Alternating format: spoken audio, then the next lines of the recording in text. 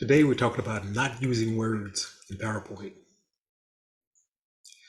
Some professional presenters like CEOs and other high officers in companies think that the 5x5 method is the best way.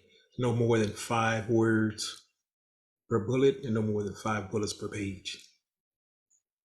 Others think the 7x7 method is the best. No more than 7 words and 7 bullets per page. The reason being is that you do not want your PowerPoint presentation to become a training document. There are other programs that can do that. Word is one of them, and there are others that can get more into detail than what you would want to in a slideshow. Remember, the slide should be kind of a high-level review for your comments or for your presentation. So let's try to work toward that avenue. So we're going to talk about the 0x0 method, 0 words on 0 bullets. Remember, less words will force the audience back to you, the presenter, the one delivering the presentation. And also remember that PowerPoint is a tool. We need to use it as such. We need to make sure that we're the center of the presentation, not the software, not the flip charts, not the handouts, not the anything else we may have. Having less words will cause the presenter to focus more on what it is he or she wants to say versus the actual tool that they're using. As I just stated, it'll help us focus when we present our slides or our presentation. Because there are so many distractions out there.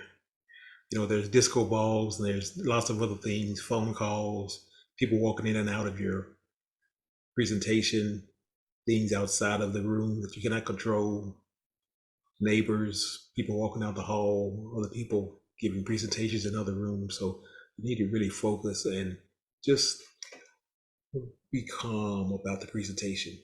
We're going to talk later about it being conversational.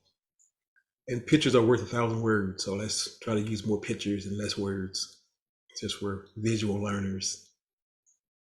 Words are distracting to the presentation and to the presenter, so let's work on less words.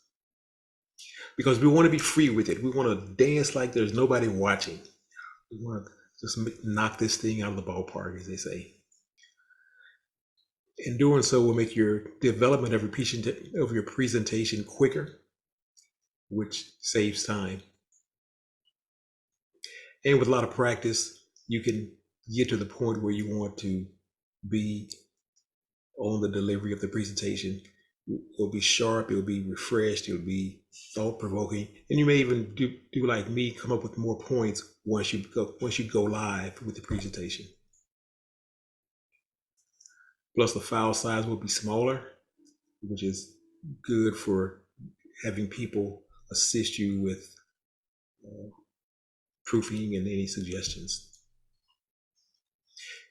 Could reduce the need for handout, which we're all trying to become more paper conscious. So that's a plus also. And as I said earlier, it tends to make it more conversational, more of a discussion instead of a lecture. And as we wrap up, we want to just review the items that we talked about real quickly. We want to practice, as always, time yourself.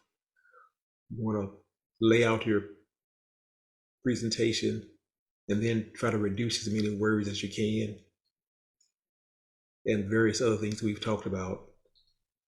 If you must use words, use the 5x5 method, or worst case, the 7x7 method, but preferably 0x0 works even better. And remember that PowerPoint is a tool.